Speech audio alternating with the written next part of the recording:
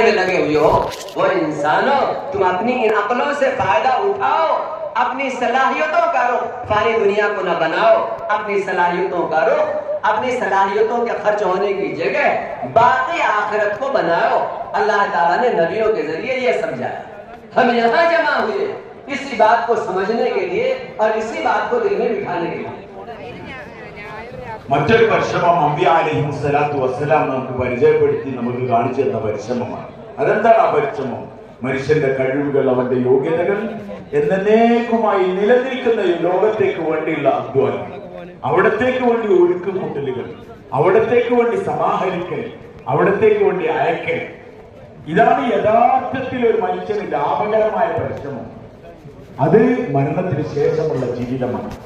ദുനിയാവിൽ മരിക്കുക എല്ലാ മനുഷ്യർക്കും സംഭവിക്കാറുണ്ട്. അറബിക്കും അനറബിക്കും യൂറോപ്പുകാർക്കും ലോകത്താരെല്ലാം ഏതെല്ലാം തരത്തിലുള്ള ആളുകളുണ്ടോ എല്ലാ മനുഷ്യർക്കും മരണം സംഭവിക്കും. മരിക്കലോട് കൂടി ഇവിടെ വിട്ടിട്ട് പോവുകയാണ്. പക്ഷെ മരണത്തിന് ശേഷമുള്ള ജീവിതത്തിൽ ദുനിയാവ് ഫാനിയാണ്, ദുനിയാവ് നശിച്ചു പോകും, ബാക്കിയാണ്, അതൊന്നും നിലനിൽക്കുന്നതാണ്, ഒരിക്കലും തീർന്നു പോകാറുണ്ട്.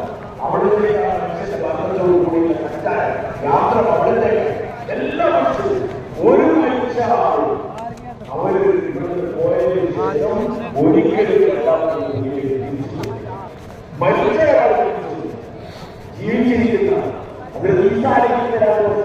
ഭൂമിയിൽ ജീവിച്ചിരിക്കെ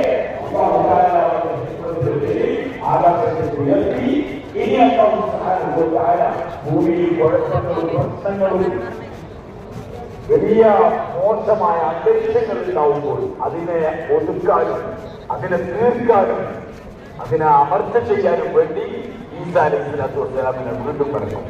ഈസാ അലൈഹിസ്സലാത്തു വസ്സലാം ജീവിച്ചിരിക്കെയാണ് അല്ലാഹു തആല മരിച്ചുപോയ എല്ലാവരും അത് നബിമാരുടെ